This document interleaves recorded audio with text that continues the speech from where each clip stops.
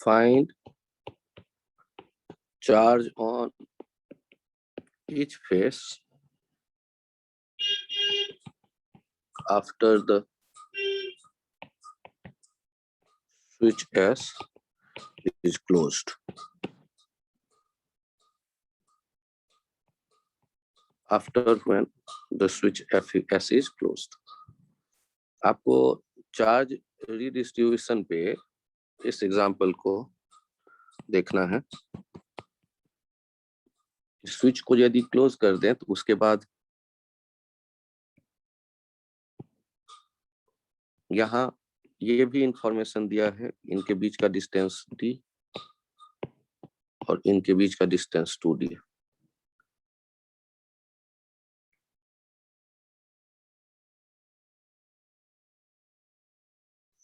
पहले question note कर लीजिए।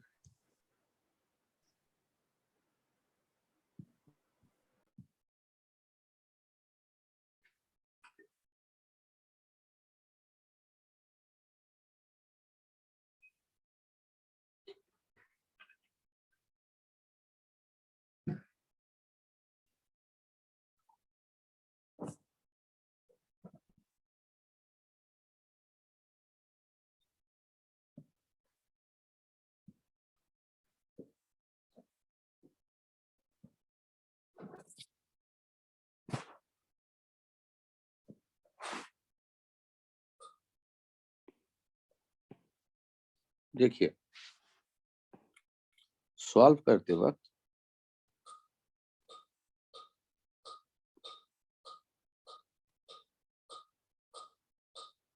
हमने मान लिया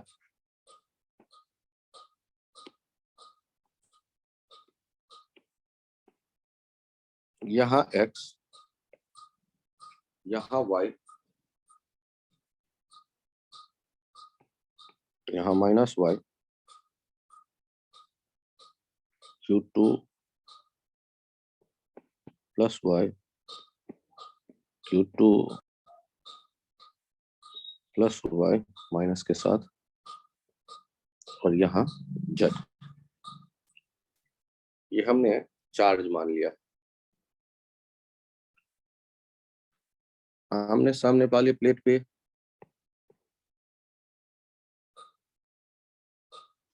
same amount opposite nature.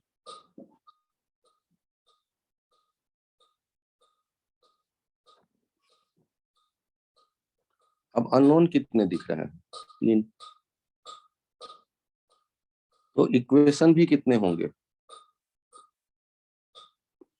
3। 3 equation इसके किसके तरह से बन सकता है?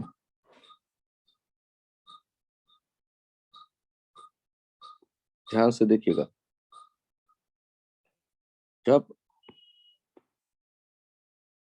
पहला इक्वेशन लेफ्ट एक्सट्रीम प्लेट है और राइट एक्सट्रीम प्लेट, तो Q1 प्लस Q3 किसके बराबर होगा? x plus y plus z minus Q2 plus y। ऐसा क्यों होने वाला है? तो सोच के देखो। यहाँ जो टोटल चार्ज पहले था दिया गया लेफ्ट मोस्ट प्लेट और राइट मोस्ट प्लेट पे, वो है Q1 प्लस Q3। वही तो रीडिस्ट्रीब्यूट होगा, वही तो लेफ्ट साइड राइट साइड ऐसे बचा होगा। तो पहला इक्वेशन ये हमने बनाया।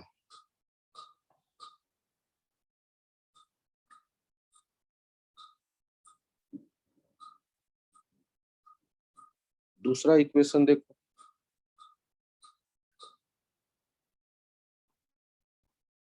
यदि आप कहते हो कि ये मेटल का प्लेट है, तो मेटल के प्लेट के भीतर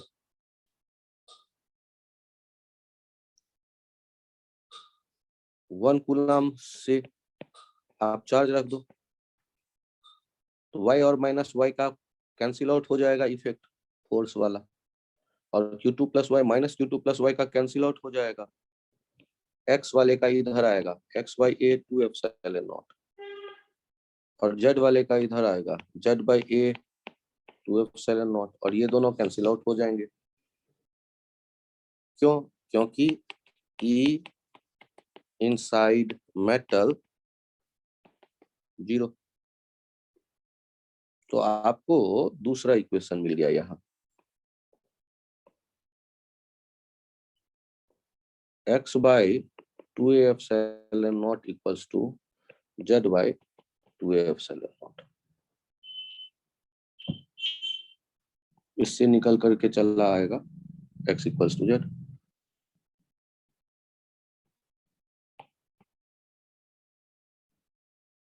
याद करिए 3 अननोन है तो 3 इक्वेशन भी चाहिए।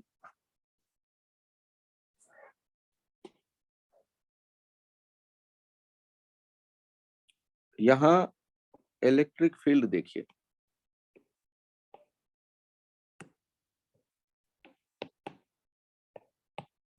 यहाँ इलेक्ट्रिक फील्ड देखिए,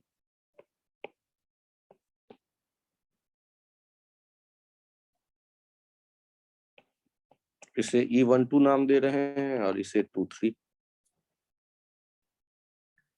और आपको पता है जिन दो प्लेटों को हमने कनेक्ट कर दिया है वायर से, जिन दो प्लेटों को हमने कनेक्ट कर दिया है वायर से, उनका पोटेंशियल क्या हो जाएगा? एक जैसा। क्योंकि पोटेंशियल एक जैसा नहीं होगा तो चार्ज कबड्डी खेलता रहेगा। तो आपका तीसरा इक्वेशन कहां से मिलने वाला है?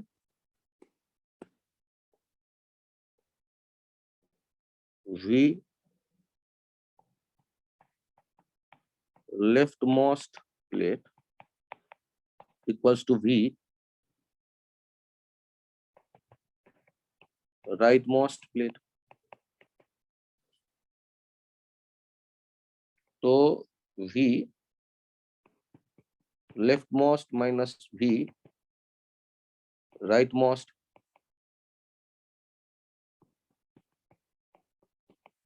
Zero.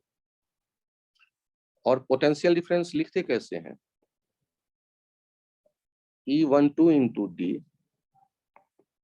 Plus E23 into 2D equals to 0।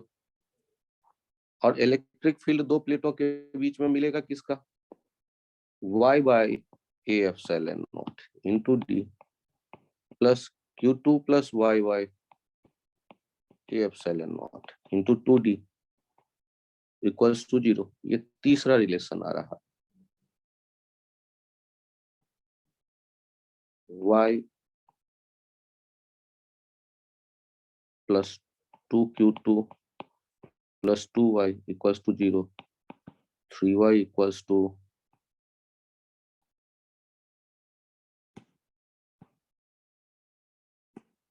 Sir वो माइनस नहीं होना चाहिए।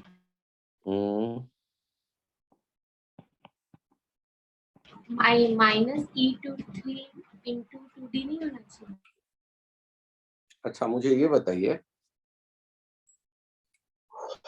यदि इसका पोटेंशियल मैं कहूं V, इसका V डैश और इसका V डबल डैश, इसमें सबसे हायर कौन सा दिख रहा है अभी?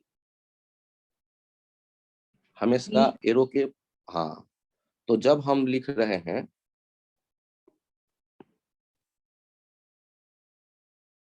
V minus V double dash 0, इसको ऐसे भी तो लिख सकते हैं V minus V dash plus V dash minus V double dash 0, लिख सकते हैं। यस। और पोटेंशियल डिफरेंस कैसे लिखोगे यूनिफॉर्म फील्ड में? वो तो पता ही है ना, पॉजिटिव है V माइनस V डैश, पक्का पता है पॉजिटिव है, तो आप वैल्यू लिखो E12 इंटू डी, और V dash minus V double dash भी पॉजिटिव है, E23 इंटू डिस्टेंस कितना 2D। आप इस फॉर्मूले के चक्कर में मत पड़ना, E बराबर माइनस dV बाई dx। वैसे डिटेल सोचो तो उससे भी यही आएगा, लेकिन आसान रास्ता मैं बता रहा हूँ, प्लस माइनस आप खुद डिसाइड कर लो। पूंछ वाला ज्यादा होता है, एरो के टेल पर ज्यादा पोटेंशियल होता है, हेड पे कम। तो जब हमने टेल माइनस हेड निकाला है तो वो तो पॉजिटिव वैल्यू होगा, इलेक्ट्रिक फील्ड इनटू डिस्टेंस। क्या अभी कंफ्यूजन? No sir. तो तीसरा इक्वेशन ये मिला। दूसरा इक्वेशन आपको क्या बताने को तैयार है? x equals to z. तीसरा इक्वेशन तो आपको बता रहा है y का वैल्यू, और पहला इक्वेशन क्या बताने वाला है? देखिए, ये y कैंसिल आउट हो गया, x और z एक जैसा है, तो इन दोनों इक्वेशन को आप देखकर कह सकते हो q1 plus q3 plus q2 by 2, यही हो जाएगा x, यही हो जाएगा z। आपको x z भी पता चल गया, y भी पता चल गया, तो काम बन गया आपका।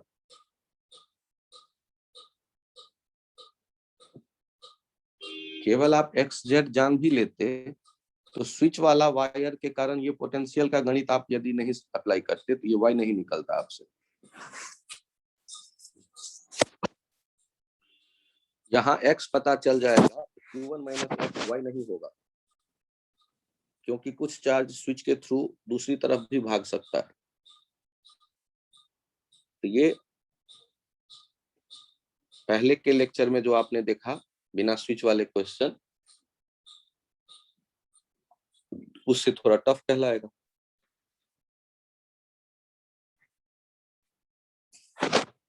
आराम से देखिए, 5 मिनट टाइम लीजिए, नोट करिए और फिर मुझसे पूछिए। जिन लोगों के समझ में आ गया वो हैंड राइज कर दीजिए।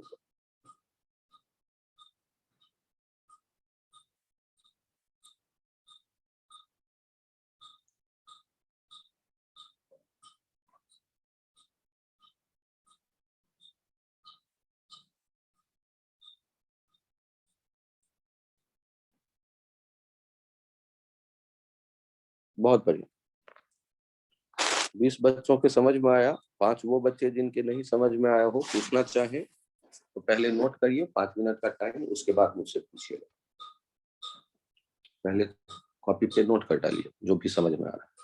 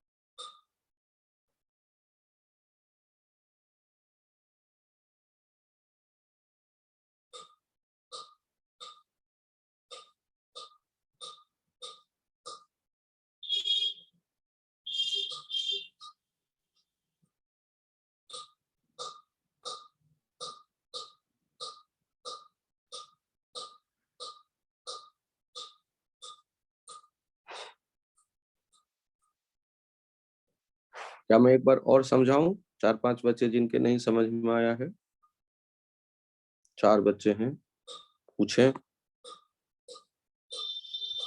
अच्छा, अब एक ही दो बच्चे हैं जिनके नहीं समझ में आया, कोई बात नहीं, कोशिश जारी रखें। यहाँ देखिए, एक इस आइडिया के बाद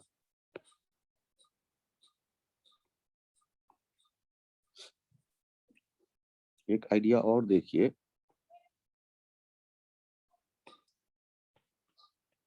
ग्राउंडेड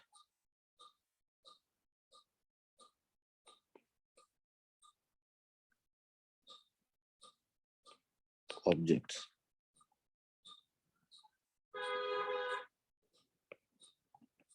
और अर्थिंग।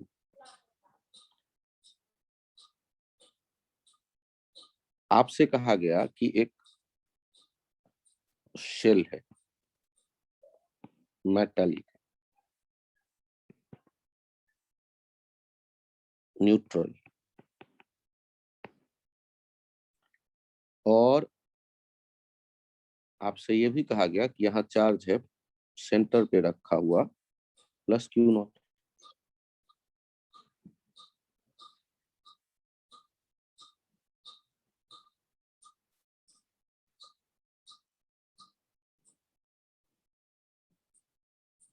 आपसे कहा जाता है कि यहाँ एक स्विच है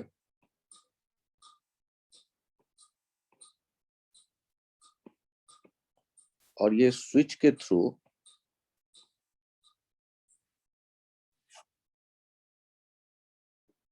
जुड़ा हुआ है। ये जो सिंबल होता है ग्राउंड और अर्थ, ये अर्थ की एक खासियत मानी गई है।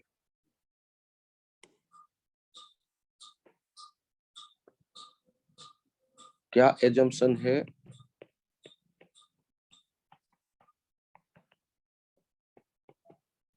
Earth has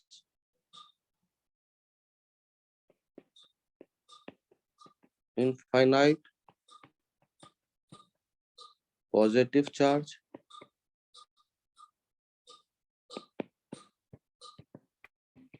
infinite negative charge।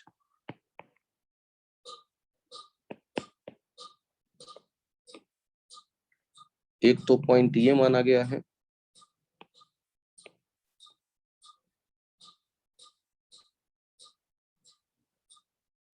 और दूसरा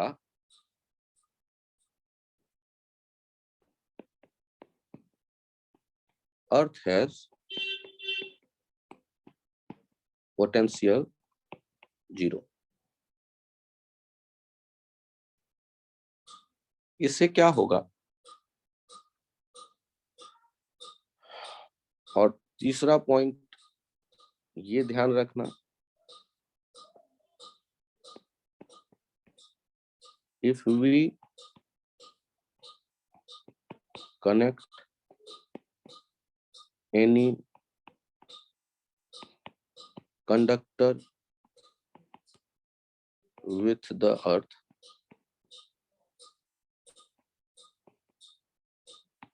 then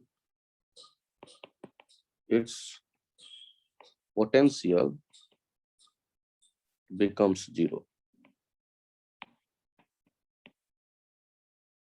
और इस पोटेंशियल के 0 होने के लिए जितना भी चार्ज चाहिए होगा वो सप्लाई कर देगा अर्थ। पॉजिटिव चाहिए तो पॉजिटिव दे देगा, नेगेटिव चाहिए चार्ज तो नेगेटिव दे देगा।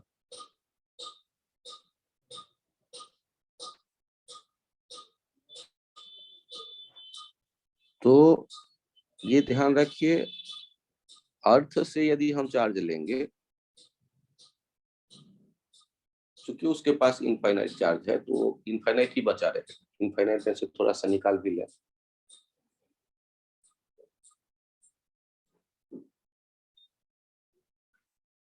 और आप जानते हैं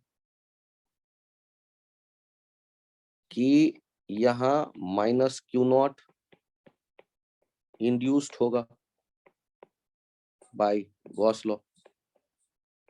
गॉस लॉ से आप प्रूफ कर सकते हैं। और चूंकि वो न्यूट्रल है तो बाहर वाले सरफेस पे प्लस क्यू नॉट इंड्यूस्ड होगा।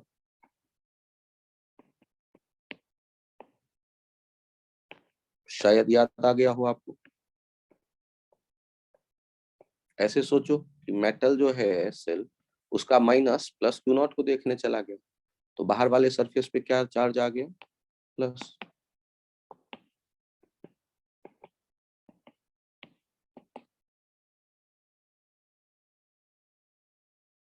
कहानी क्या है?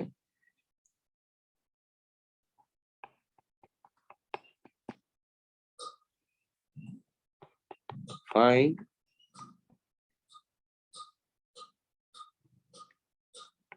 charge flown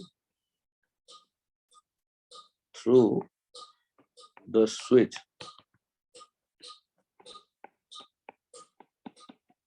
when it is closed. Find charge flown through the switch.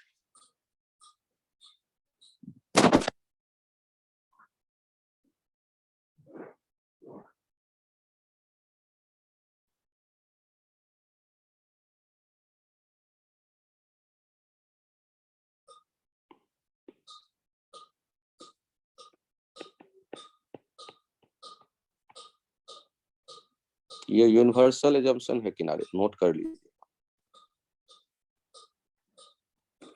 और फिर ये क्वेश्चन नोट कर लीजिएगा।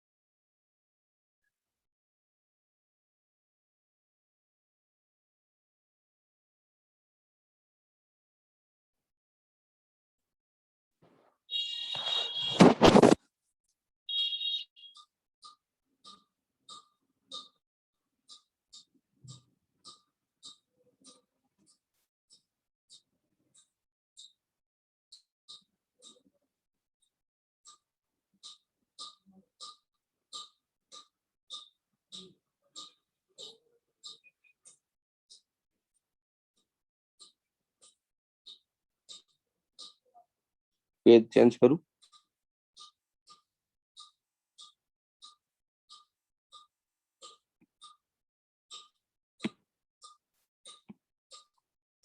क्या पेज चेंज करूं?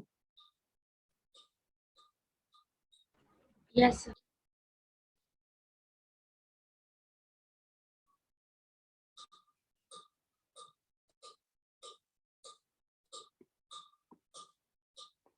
देखिए,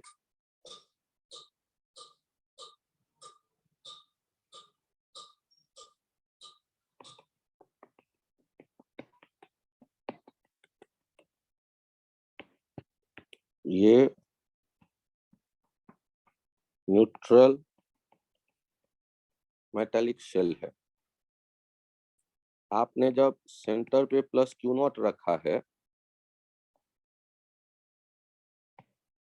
और ये भीतर वाला सरफेस जो होगा, यहाँ minus q not he induced होगा। और उसके पीछे का कारण क्या होगा कि आप यदि यहाँ गॉसियन सरफेस लेते हैं,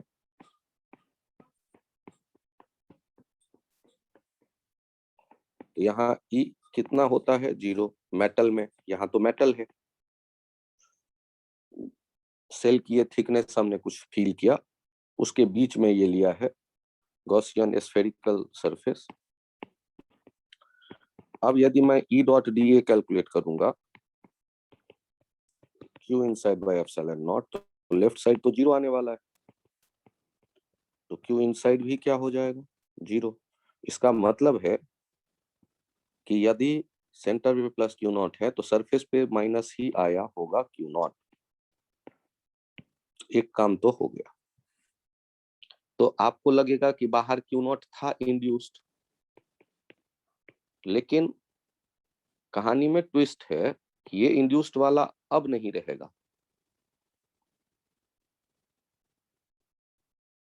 यहां पर मान लो x न्यू चार्ज, क्यों? क्योंकि बाहर वाले सरफेस से ग्राउंड में जा भी सकता है चार्ज, और बाहर वाले सरफेस पे ग्राउंड से आ भी सकता है चार्ज।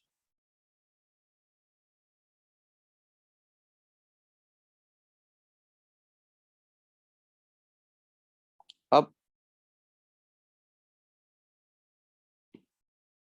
फिर से मैं चित्र आपको दिखाऊं, ये सेंटर पे plus Q not,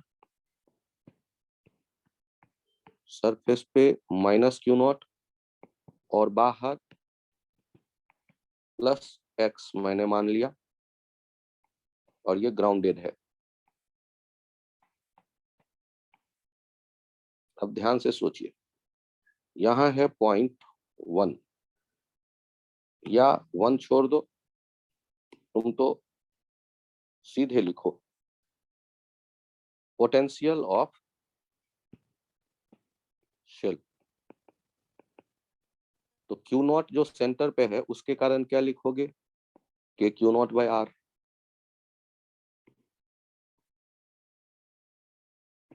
radius r मान लिया, तो क्यू नॉट के कारण और माइनस क्यू नॉट के कारण वो भी सेल थ्योरम लगेगा। माइनस के Q naught by r, shell पे जो चार्ज होता है उसके कारण उसके सरफेस पे वही, और एक्स के कारण k x by r. Since cell is grounded, hence v shell equals to 0। तो इसका मतलब हो गया K Q naught by R minus के Q naught by R plus K x by R 0। ये तो वैसे ही कट रहा है, तो x इक्वल्स टू क्या हो जाएगा, 0।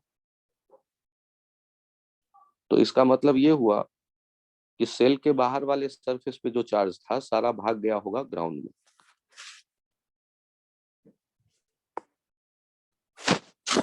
इनर सरफेस पे रहेगा minus q not, outer surface पे 0। जिस किसी भी पॉइंट को हम ग्राउंडेड करेंगे वहां का पोटेंशियल होगा 0, ये ध्यान रखें।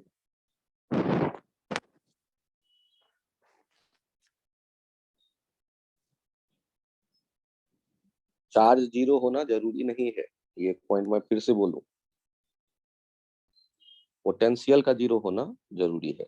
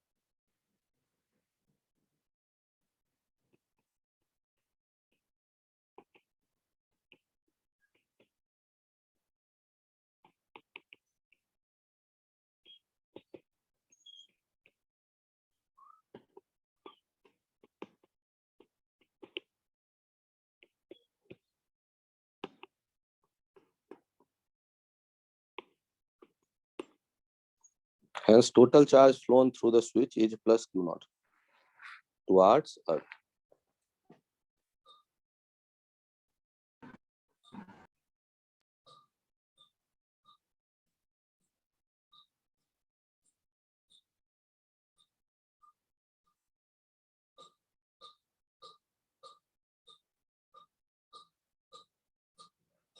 कॉपी पे नोट कर लीजिए।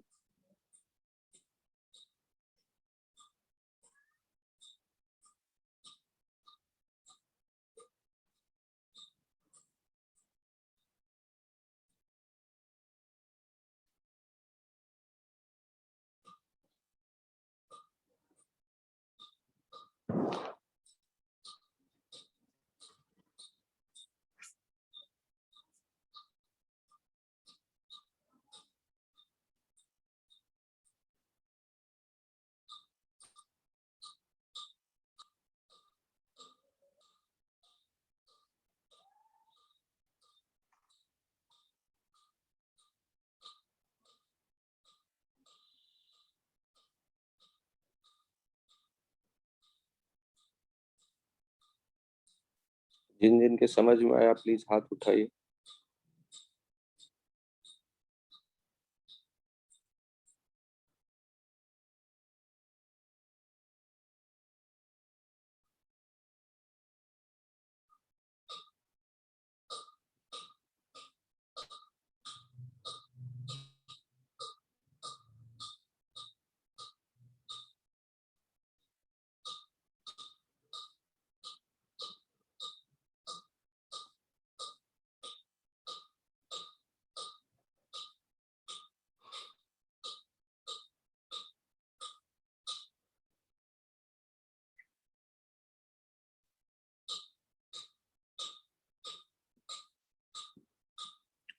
फिर से एक बार देखिए।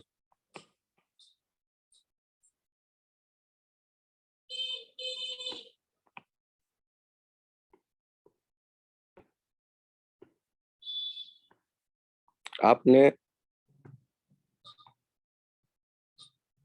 सेल देखा,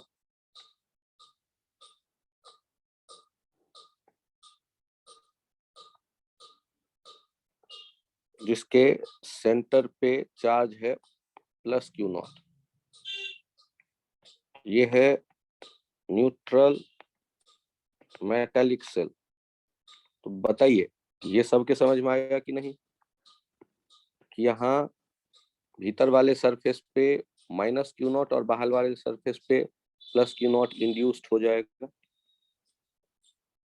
ये भी नहीं समझ में आया तो आगे मत अकल लगाइएगा, आगे आपके काम का नहीं है कहानी, पहले इसे ही समझ लीजिए।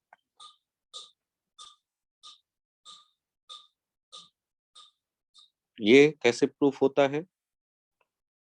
तो न्यूट्रल मेटालिक सेल के मटेरियल में एक स्फीयर इमेजिन करो, मटेरियल के भीतर उस जगह इलेक्ट्रिक फील्ड जीरो होने से ई डॉट डी ए जीरो होगा, तो क्यू इनसाइड जीरो होना चाहिए। इसका मतलब है कि सेंटर पे यदि प्लस क्यू नॉट है तो सरफेस पे आया होगा माइनस। तो ऐसे भी सोचो ना, प्लस से बड़ा लगाव होता है माइनस को, तो माइनस प्लस देखने के लिए नजदीक में चला गया, इनर सरफेस पे चला गया, मेटल का जितना फ्री इलेक्ट्रॉन था इनर सरफेस पे उनमें से अधिकतर भाग गया। तो आउटर सरफेस पे क्या आ गया होगा? अपोजिट। या यूं सोचो प्लस को धकेल के भेज दिया दूर। और दोनों के अमाउंट सेम क्यों होंगे? क्योंकि टोटल चार्ज तो जीरो है, न्यूट्रल है मेटालिक सेल। ये इनिशियल सिचुएशन है। इस सिचुएशन में इलेक्ट्रिक फील्ड लाइंस देखेंगे तो ऐसे होगा, बाहर भी इलेक्ट्रिक फील्ड लाइंस होंगे।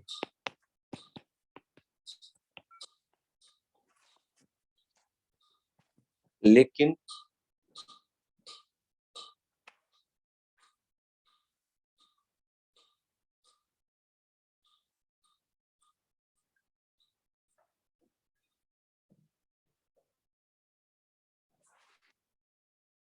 जब आप इसे ग्राउंडेड कर देंगे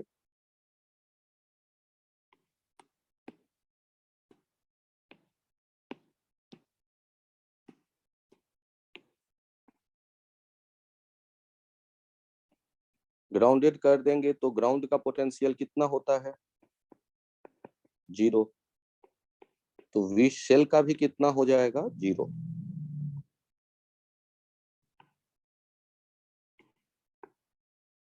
सेंटर पे प्लस क्यू नॉट है, तो इनर सरफेस पे माइनस क्यू नॉट तो आएगा ही, वही गॉस लॉ वाले आइडिया से। लेकिन आउटर सरफेस पे कितना है ये मुझे नहीं पता। Assume charge x। अब बताओ सेल का पोटेंशियल लिखेंगे कैसे? V shell k Q naught by r, r radius है, plus k minus q naught plus x by r, जो टोटल स्फीयर पे है चार्ज, और ये मिल करके कितना आ गया? के एक्स बाय आर। और ये होना कितना चाहिए? वी ग्राउंड के बराबर, क्योंकि दोनों वायर से जुड़े हैं, और ग्राउंड का कितना है? 0। इनको सॉल्व कर लेते हैं तो x कितना आ गया? 0। तो फाइनली जो ये सरफेस है, ग्राउंडेड करने के बाद क्या होगा? सेंटर पे दिखेगा प्लस क्यू नॉट, भीतरी सरफेस पे दिखेगा माइनस क्यू नॉट, और आउटर सरफेस पे कोई चार्ज नहीं दिखेगा। तो इलेक्ट्रिक फील्ड जो बाद में हमें मिलेगा वो केवल इतने ही दूर में मिलेगा, स्फीयर के भीतर ही, स्फीयर के बाहर नहीं मिलेगा। इसके देखने का एक और नजरिया देता हूं। आप कहते हो वी शेल कितना? 0। और वी इनफाइनाइट कितना? 0। तो इनके बीच में यदि इलेक्ट्रिक फील्ड होगा तो पोटेंशियल डिफरेंस होना चाहिए। तो यहाँ इलेक्ट्रिक फील्ड नहीं होगा, क्योंकि जब आपने ग्राउंडेड कर दिया तो उसका पोटेंशियल 0 है, और इनफाइनाइट पे भी 0 है। तो यहाँ यदि इलेक्ट्रिक फील्ड आएगा तो पोटेंशियल ड्रॉप हमें मिलता, पूंछ के पास ज्यादा, सिर के पास कम। तो सेल के भीतर तो इलेक्ट्रिक फील्ड है, बाहर नहीं। सेल के सरफेस का चार्ज गायब हो गया, सारा चला गया स्विच के थ्रू ग्राउंड में। अब जिन बच्चों के समझ में आ चुका है वो हैंड राइज करें फिर से एक बार please.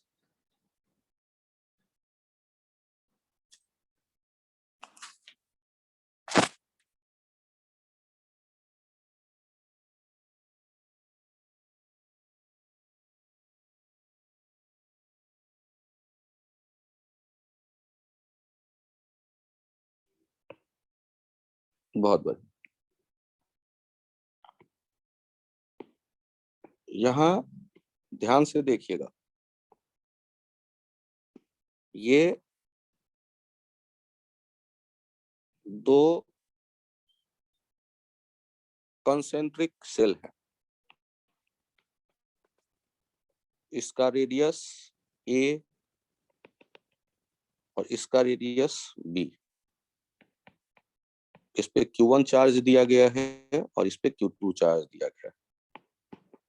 Find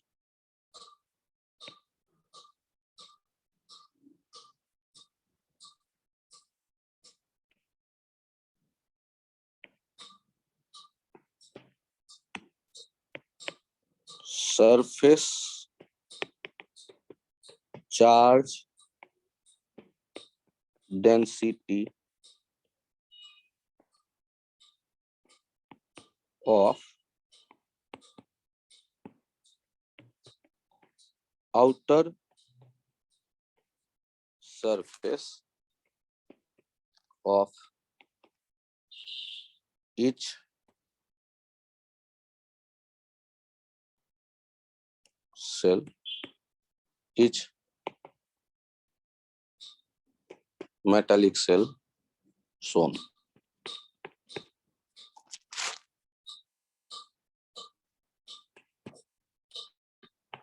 metallic charged shell कहते हैं, सोन, जिससे ये क्लियर हो जाए कि मेटालिक भी है और चार्ज भी। आपको सरफेस चार्ज डेंसिटी बताना है, तो सरफेस चार्ज के लिए सिंबल सिग्मा यूज करते हैं। तो सॉल्व करते वक्त आप क्या करते हैं, ध्यान दीजिएगा। यदि यहाँ Q1 है तो यहाँ माइनस Q1 इंड्यूस्ड होगा, और पहले से Q2 तो था, लेकिन प्लस Q1 भी वहां और एक्स्ट्रा आ गया। तो अब जब आप सरफेस चार्ज डेंसिटी लिखने की सोचेंगे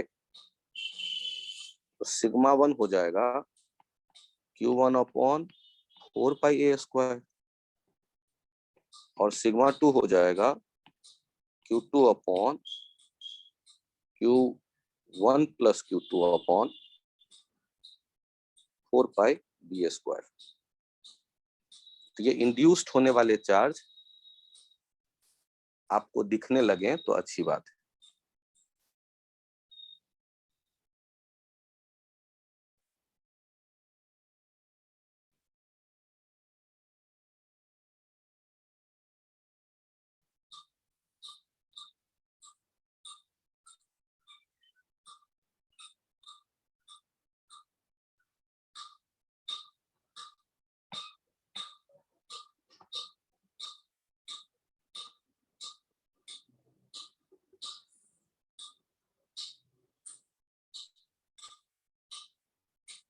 जिन लोगों को ये समझ में आ गया हैंड राइज कर दें प्लीज।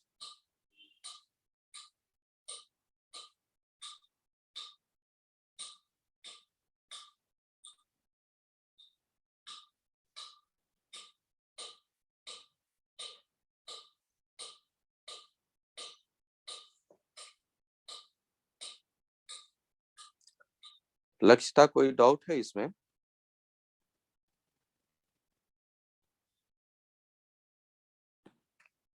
स्वयं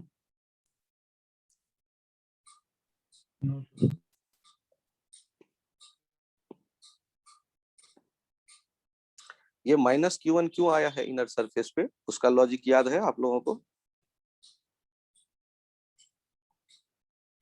आमने सामने वाले फेस पे जो भी चार्ज होते हैं उनका टोटल सम 0 होना चाहिए। गॉसियन सरफेस लेके प्रूफ किया जा सकता है। और भीतर सरफेस पे माइनस आया होगा तो बाहर सरफेस पे एक्स्ट्रा प्लस Q1 गया होगा।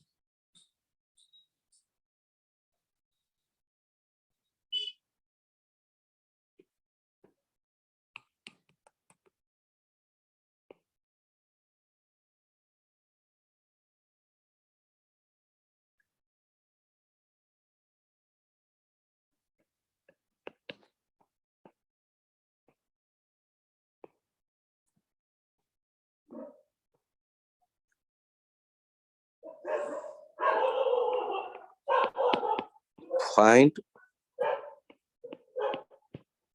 charge present on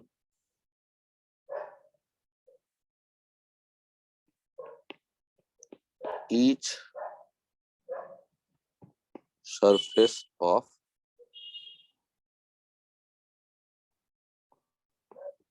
concentric metallic concentric to metallic charged cell shown। Radius दे दिए गए हैं A एंड B। यहाँ है switch.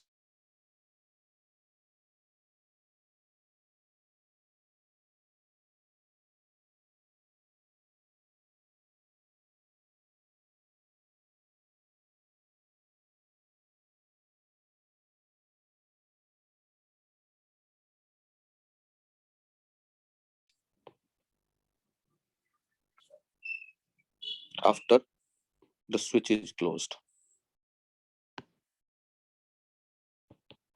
after when the switch is closed. ये थोड़ा और टफ हुआ।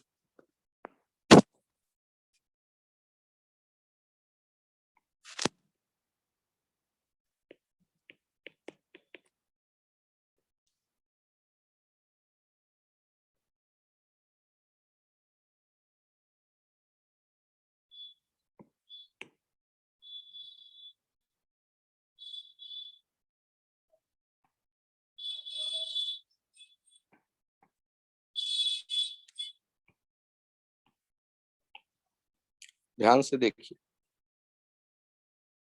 जैसे ही स्विच को बंद करेंगे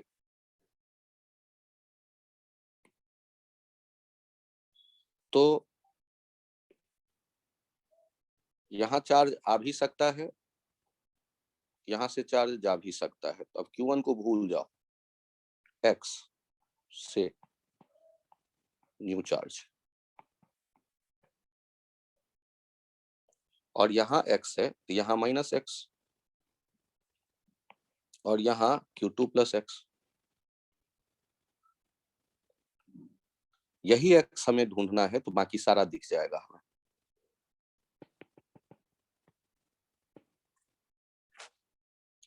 अब हमें लिखना है पोटेंशियल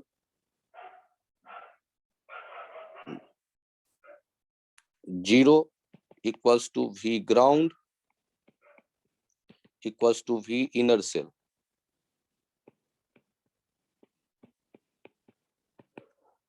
अब इनर सेल का यदि मैं पोटेंशियल लिखना चाहता हूं तो कैसे लिखूं?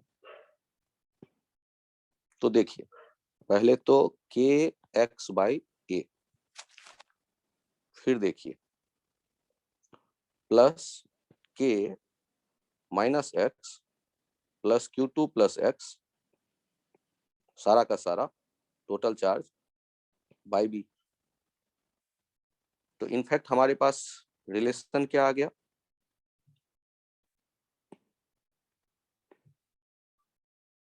Zero = KX/A + KQ2/B।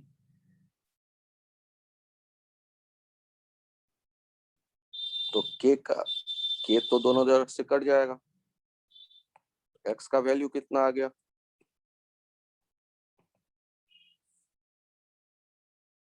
एलसीएम ले लो, AB कैंसिल आउट करो 0 से पहले, फिर BX = AQ2, तो -AQ2/B।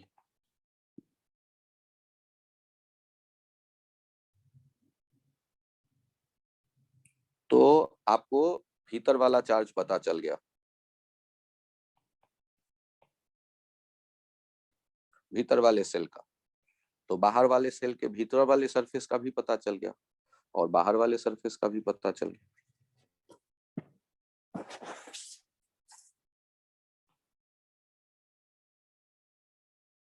सारे क्वेश्चन देख के एक जैसे लगेंगे, लेकिन यदि आप समझदारी दिखाते हैं तो आंसर की उम्मीद करो।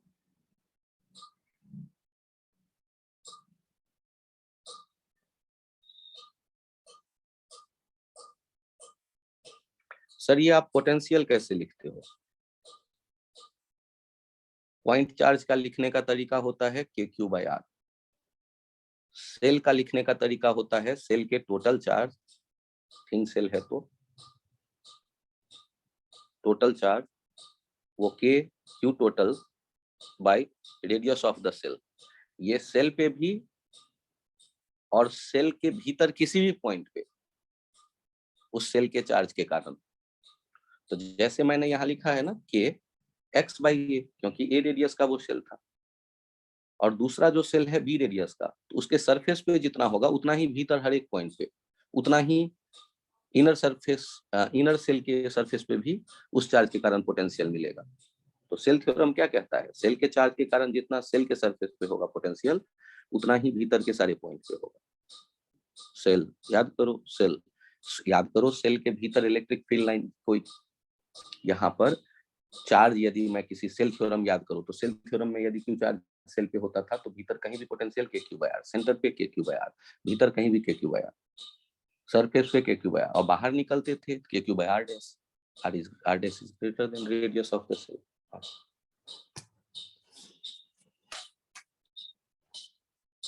जिन लोगों को समझ में आया हो हैंड राइज करें please.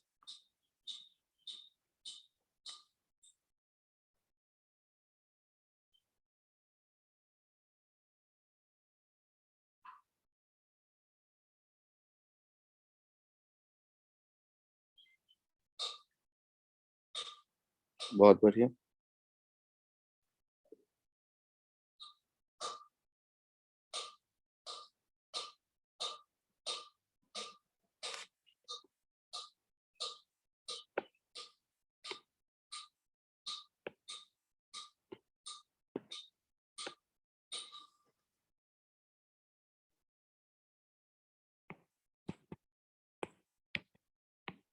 How to write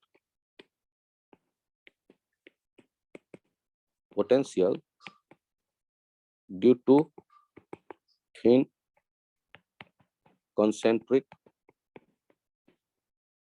charged cells।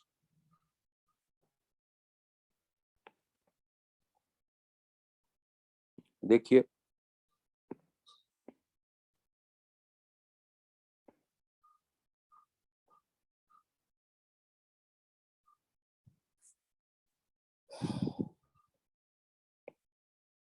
R1, R2,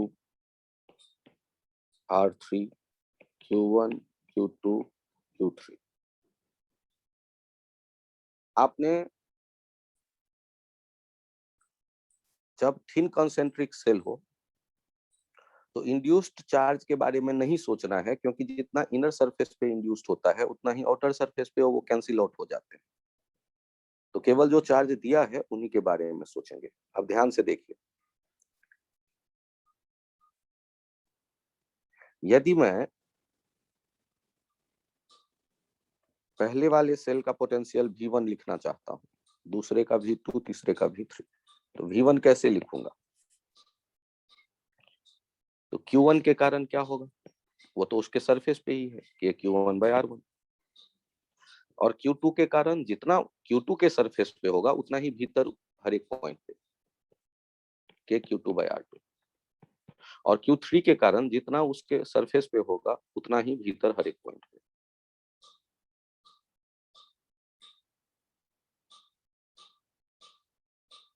अच्छा सोचो, यदि मैं यहाँ एक पॉइंट चुन लेता हूँ P, तो P पॉइंट पे पोटेंशियल कैसे लिखूंगा?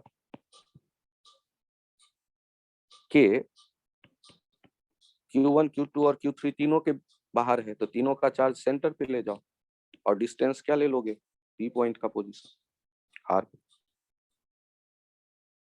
तो भीतर और बाहर वाला आइडिया समझो कि भीतर जब हम हैं 2 वाले की लिखने की सोच रहे हैं, तो 1 वाला जो सेल है उससे बाहर पॉइंट हो गया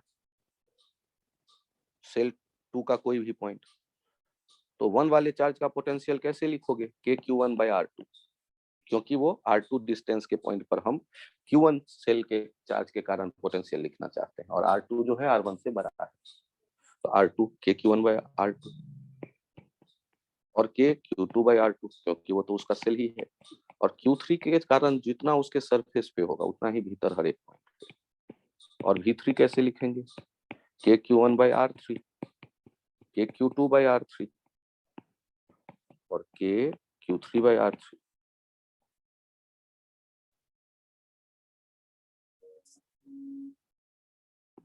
तो आप जब पोटेंशियल लिखने की सोच रहे हैं तो पोटेंशियल कैसे लिखेंगे? तो उसके लिए क्या तरीका है? सेल का बेसिक आइडिया। और थिन सेल हो तो इंड्यूस्ड चार्ज के चक्कर में ना पड़े, क्योंकि वो लेंगे भी तो कैंसिल आउट होना है, तो आपको कॉम्प्लिकेट करेगा केवल सर्कमस्टेंसेस को। फिर भी कंफ्यूजन हो तो आप ले सकते हैं, रिजल्ट तो यही आएगा जो बिना उसके सोचने। लेकिन यदि थिक सेल दिया जाए तो इंड्यूस्ड चार्ज सोचना मस्ट हो जाएगा, क्योंकि इनर और आउटर सेल का डिस्टेंस अलग अलग होने से उनके पोटेंशियल पे वो इफेक्ट वाला अलग अलग, तो कैंसिल आउट नहीं होंगे। अच्छा सोचो, यहाँ पर कोई पॉइंट है 5 और इसका डिस्टेंस है सेंटर से R5, तो यहाँ पोटेंशियल कैसे लिखेंगे? V5। शुरू करिए तो। Q1 के कारण कितना? R1 या R5?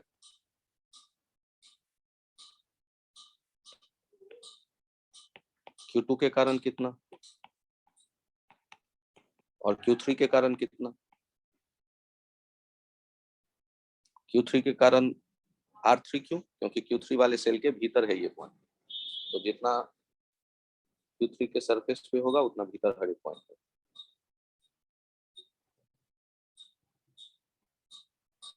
सोचो, यहाँ है एक पॉइंट 6 और उसका डिस्टेंस है R6। 6 पे बताओ तो V6 पोटेंशियल कैसे लिखेंगे? KQ1 bye R6, KQ2 bye R2 plus KQ3 bye R3।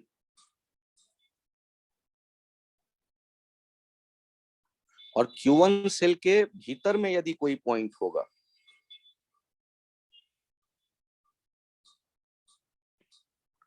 Q1 cell के भीतर में कोई पॉइंट होगा 7, तो V7 उतना ही होगा जितना भी सेल 1 है, क्योंकि सेल 1 वाला जो V1 है उतना ही भीतर हर एक पॉइंट पे होगा, क्योंकि भीतर और कोई चार्ज नहीं मौजूद है। Q1 वाले सेल के भीतर में हर एक पॉइंट पे एक जैसा होगा पोटेंशियल, जितना 1 का लिख रहे हैं उतना ही।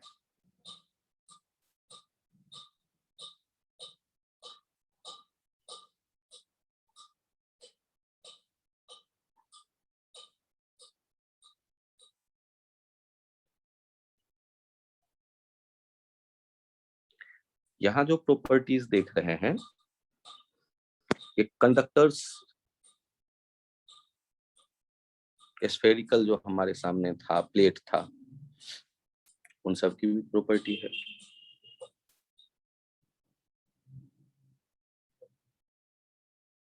पोटेंशियल के बारे में थोड़ा और इम्प्रूव किए होंगे, सोचने का तरीका आप लोगों ने। ग्राउंडिंग थोड़ा सा समझ में आया होगा कि जिस पॉइंट को ग्राउंड करें उसका पोटेंशियल 0 होता है, उसका चार्ज 0 नहीं होता, ये ध्यान रखिएगा। आप लोग थोड़ा और ध्यान से HC वर्मा के चैप्टर 29 और 30 को देखिए, समझिए, फिर एक्सरसाइज सीट में आप आएंगे जो इलेक्ट्रोस्टैटिक्स का विज्ञान का है, तो वो भी आपके समझ में आएगा। अगले टर्न पे सेल्फ पोटेंशियल एनर्जी हम लोग एक टर्म सीखेंगे, समझेंगे उसे, और कंडक्टर के कुछ और प्रॉपर्टीज के बारे में बात करेंगे। Thank you.